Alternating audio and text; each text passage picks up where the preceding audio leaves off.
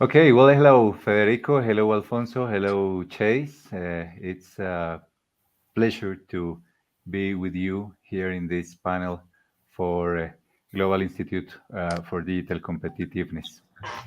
Um, Today, we're going to talk about cybersecurity. Uh, that's a topic that I love to speak about, and I want to take advantage of having you right now in this panel to know what do you think about a few things about cybersecurity.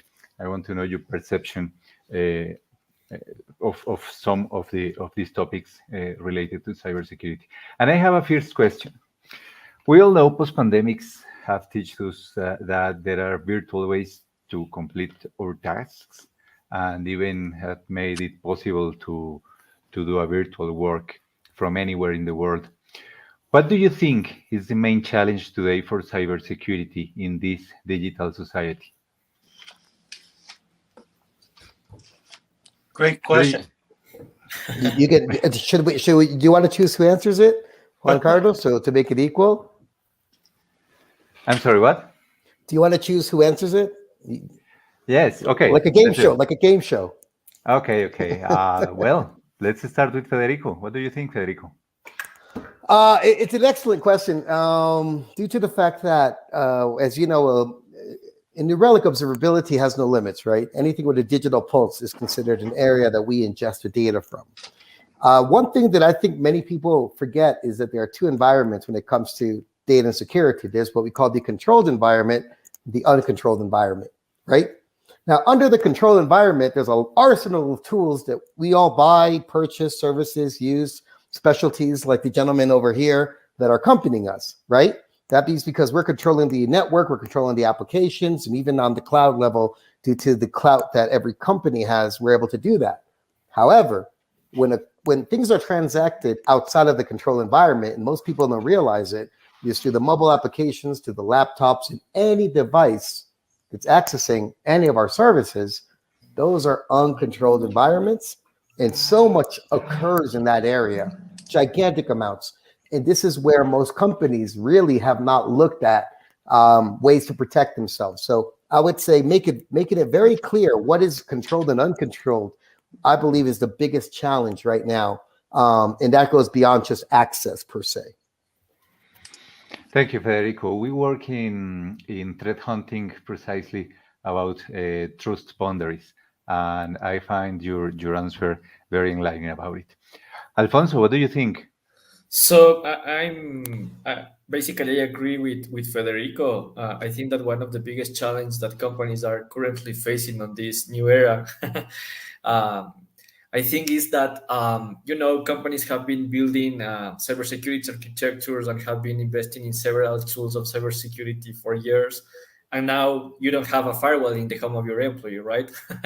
So it's like now you need to figure it out some ways on how you can protect your data, how you can control in some way, some of the behaviors that most of your employees or users are going to do at their home. So, I mean, it's a complete different game changing this aspect of, working remotely at home. So I think this is why there are several new technologies, startup or companies or products or services that are, of course, helping to companies to adopt those type of new type of cybersecurities or technologies that will allow or are allowing to them to protect better their data, right? So I think that we are seeing a new space of new type of technologies, product and services that will allow to these companies to protect better their data. So I think that's the one of the biggest challenges that we are facing now. All right, thank you very much. What do you think, Chase? That's a great question. The biggest issue we see with COVID or post-COVID, the shift to remote work, is it's exacerbated and made much worse a problem that's been around for a long time, which is protecting endpoints. Endpoints, they're the 70% of these attacks are against endpoints or ransomware attacks. Extortionware attacks are going after endpoints. Of course, we're focused on protecting small businesses, so we pay a lot of attention to that. But all these remote work environments have made the business of protecting endpoints way more important than it ever was. Absolutely. And what that means essentially is that cyber criminals have a much easier time getting access to endpoints in these remote work environments, which means working in Starbucks, working from home. And majority of the goodies, if you will, and assets that cyber criminals are looking for are on these endpoints. An endpoint, of course, meaning a desktop or a laptop or a server. But in terms of your question, it really means remote workers at home on their laptops on these insecure wireless networks. So endpoints were already a big problem. They're an even bigger problem today in terms of protecting. And we see that a lot of small SMBs, but in particular small businesses and consumers, aren't even aware that this is a massive problem. They hear about cybersecurity, they hear about network security, they hear about, the industry, I think, has a really big marketing problem, but a lot of people don't realize how incredibly vulnerable they are with their computer at home. And there's really not many solutions to protect a lot of little guys. And so anyway, that obviously is our focus, but to me, that's the reason why you're seeing such a massive increase in ransom attacks is all this remote work. Okay, Federico, do you think a data-oriented approach for cybersecurity? What do you think about a data-oriented approach to cybersecurity? Ideal, but very unrealistic. I mean, Okay. again, coming back to areas that you would think are controlled and uncontrolled. Let me add more color to that, based upon, for example, what Chase just shared, right?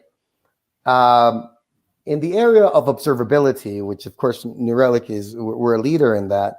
A lot of our customers use our technology, again, to observe their controlled environments. And even if you're talking about areas like Starbucks or stores that you go in, but there are two factors that are very, very important. And talk about data, right? When you think about data, you think about files or messages, and that's great, and that's all good stuff. But how about the data that is within a facility, right? If you think about a coffee shop, you may not think that, but that POS that is not usually owned by them, there's a lot of rich data there, right? Or even, and I know it sounds very, very crazy out there, but even the coffee machines or the air conditioning systems or the human resources scan-ins, these all have data, and all confidential data that is not even, as Chase put it, if I may say, endpoints that they're not even looking at. They're not even including it in their observability mix. Okay. My role, one of my roles, now my third year at New Relic, is to have them see the observability has to mean your entire business. And when you're talking about all these areas, that's how we describe them as black boxes and blind spots. Areas of data that are very important and urgent to your business, but there's little or no observability. So we like to work with people that are specialties in this area in security, that understand, identify those black boxes, and we are able to actually, with them, not only they protect it and we observe, and together is the best way that I know that I can do that. So again, the data concept is great if you understand that data is more than just messages and documents. Okay, Federico, just because you work with observability, that's why I asked you that question specifically. Thank you. And yes, of course, we've seen in the past hackers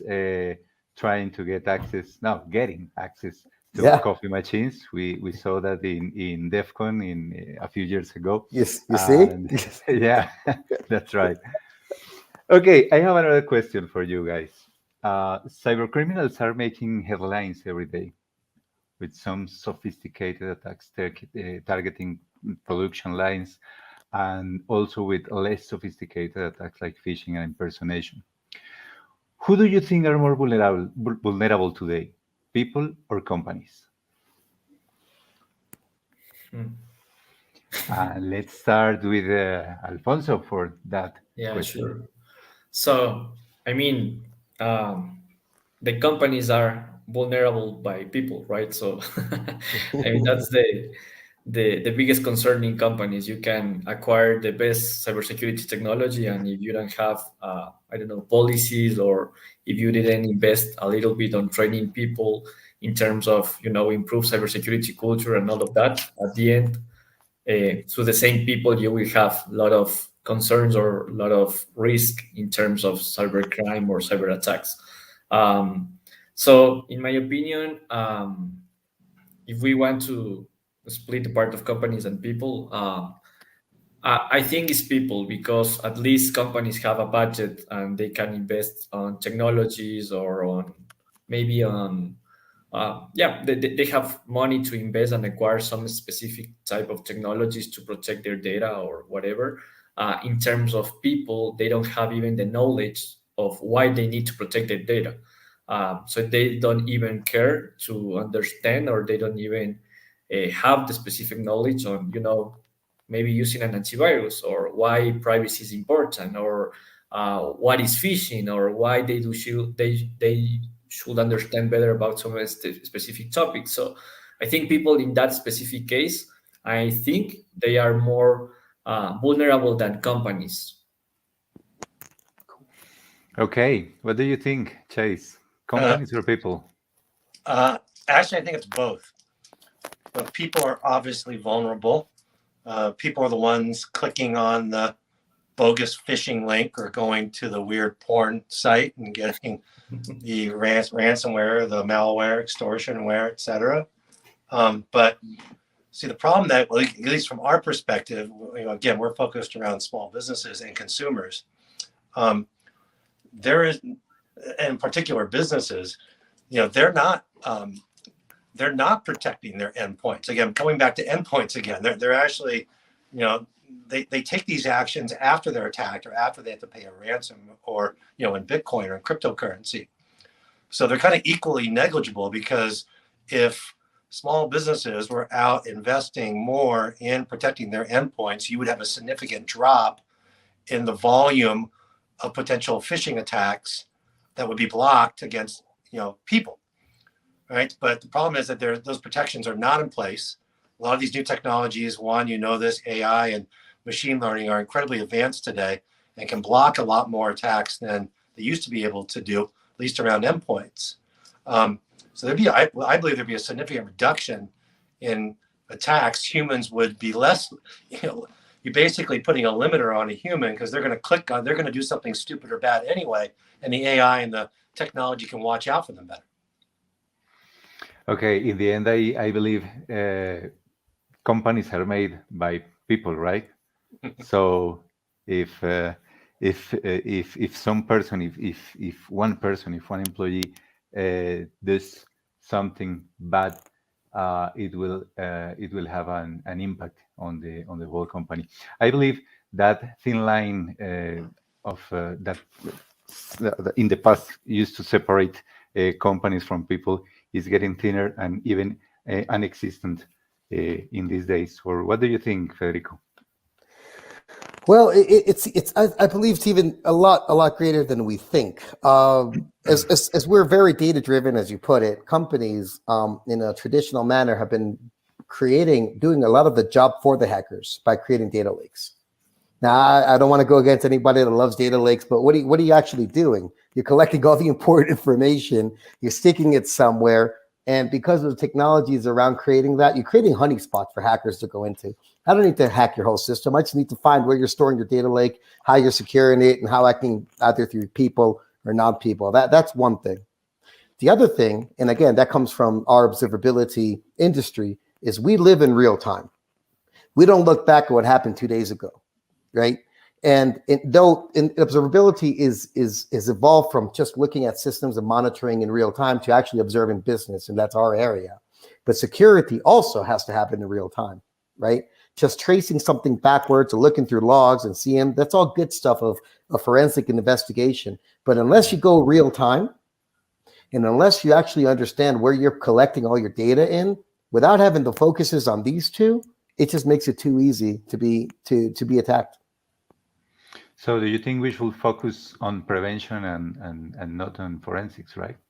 I believe that, and again, I want to respect all our friends in there that, there's a reason why observability has grown so much. There's a reason why it's gone beyond just looking at monitors and servers and applications. There's a reason why security groups are working with us and feeding us their data in real time, because we're able to correlate activity from what's happening as an attack versus what's happening in the system. So there are many things that occur within a business, small or like gigantic, that are technically not wrong.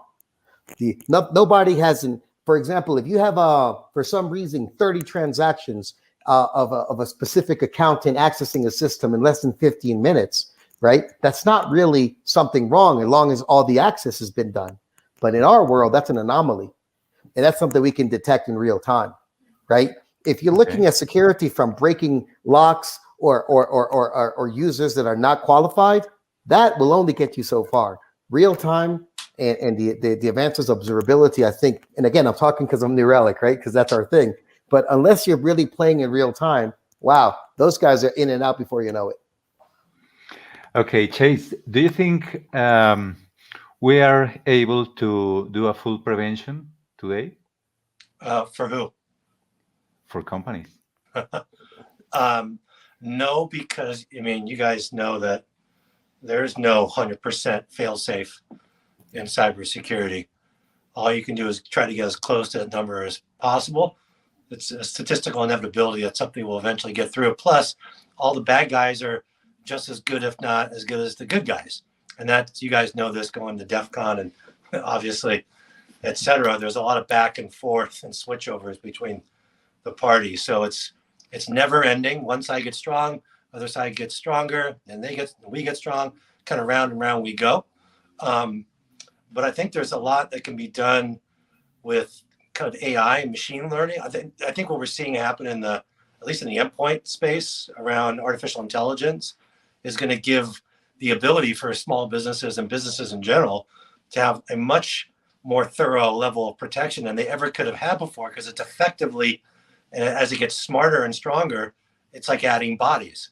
It's like having your own SOC team. And so really what's happening is the companies can get stronger and stronger. That will help weed out the little guy attacks and the inexperienced attackers. There will always be experienced attackers. That's never going away. But the whole point here is just to reduce the volume, right? To get on the better side of these statistics, so that the favor is in the odds of the odds are in the favor rather of the business. But how do you think we can fill the gap between that volume reduction and the remaining attacks that could be hit or one company? Is that for me? Yep. Yeah, I mean, again, to me and to us, what's happening today and what's so amazing, and what I think is going to be available to small businesses, SMBs, small businesses, really every business, and I think eventually every consumer, is this. And again, we're looking at this from the lens of endpoints. So I'm really responding more from the endpoint perspective. But it's this ability to have machine learning and AI essentially acting as a third-party monitoring and remediation system. So it's able to take its own actions that really didn't exist before, kind of in the traditional EDR, endpoint detection and response space. So now that world is here today, and the ability to run, I think, a 24/7 virtual SOC, anywhere in the world, and to have a combination of those two components is an incredibly powerful evolution of cybersecurity that really, up until recently, only large businesses have been able to have. And so now that's available, really, that's becoming more available to smaller businesses, and I think eventually to consumers. That is an incredible innovation that's going to make it a lot more difficult for at least inexperienced cyber criminals to ransom everyday people. Okay, thank you. Alfonso, what do you think about security awareness for people? I mean, we've been talking from the endpoint perspective, from the observability, from the company's angle, but we still need to do something about people, right? Right. Yeah. And as I already said, at the end, companies are built by people, right? And in terms of cybersecurity, even if you invest in the best technologies in the market, if you put all the type of any cybersecurity protection tools, prevention tools, whatever, if you don't invest on cybersecurity culture, on awareness in this case specifically, you will not reach that number that Chase was talking before, right? Like if you want to reduce the risk of having a data leak or whatever, or any type of cyber attack, you need also to invest on cybersecurity awareness. So I think that's one of the things that not most of the companies are doing right now. That's something that, in my personal opinion, you need to improve in terms of your budget, the type of technology that are available in the market, product, services, policies.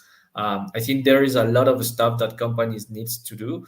And basically, in my personal opinion, I think that most of the companies that don't reach this a stage where they understand that cybersecurity awareness is very important in a cybersecurity strategy are small and medium companies, right? Maybe a big company has a plan and a strategy in these terms, but medium and small companies don't. So I think this is a huge space that we need to improve in the near future.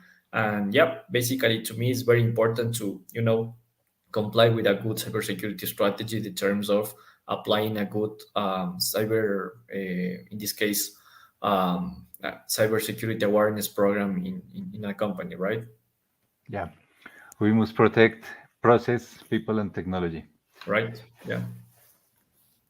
Great, thank you very much. I have my last question, and it's kind of philosophical. What do you think about what do you think about digital governments, digital banking, blockchain, but not only as a technology? How to balance privacy versus cybersecurity in digital governments and digital banking? That's a good one. That's a good one, right? Yeah. Okay, who wants to start? How to balance, again, just so I understand, how to balance the privacy of the individual while at the same time implement digital banking, correct? Is that the question? The balance between privacy and Mhm. cybersecurity in those Correct. scenarios. That's a hard one, right? No, I can go for it. One. I give it a shot. Okay, Chase, go ahead. Well, I'm not a digital banking expert or a crypto expert, but before this, I spent a long time in digital advertising and kind of grew up in that industry. And one of the big trade-offs there is exactly what you just described. It's consumers giving up more of their personal information in exchange for value, in exchange for better targeted advertising, better ability to shop, better offers, etc.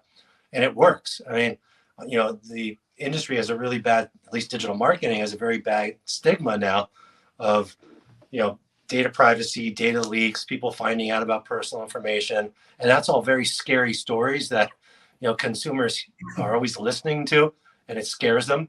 But the reality of it is, at least in digital marketing, it was a great trade-off, because the more data you gave up, the more efficient and better your life was with marketing and products and services. So I think a similar analogy, like I said, I'm not an expert on the crypto banking side, but I think the same analogy, right? The more, I think consumers are naturally scared because of the news, but the reality, I think, is the more data you share, the more value that you receive in return. So to me, the industry has a big marketing problem. They have to do a better job of communicating that. Okay, thank you, Chase. What do you think, Alfonso or Federico? I mean, I'll go last. okay. All right. Go ahead, Alfonso. I think that an important concept here is privacy by design, right? I think that we are going to see more in tech companies, product services, this concept of designing products or tech products in this case, with architectures that are going to have as a core value proposition the terms of privacy, because we are looking every day that people, users, are understanding better about the value of their information, their personal data. We are living in a world that every time every country are applying new cybersecurity or privacy laws, like data privacy laws, actually, like GDPR and other ones. So I truly believe that to reach that balance, we need to change a lot of things in terms of how we develop technology, in terms of how countries and government are going to imply or are going to develop some specific laws also, in terms of how the market is going to ask you to improve your security and to protect privacy in terms of data. So I think there are a lot of stuff that is coming in next years, and I think that is going to change a lot. Right now, I think that we don't have that balance, of course, but I think that in the next 2, 3, 4, 5, 10 years, we will reach that using the same technology and using new principles and new way to develop technology. You mentioned something I find quite interesting. People should start making sense of the value of their data, of their personal data, for instance.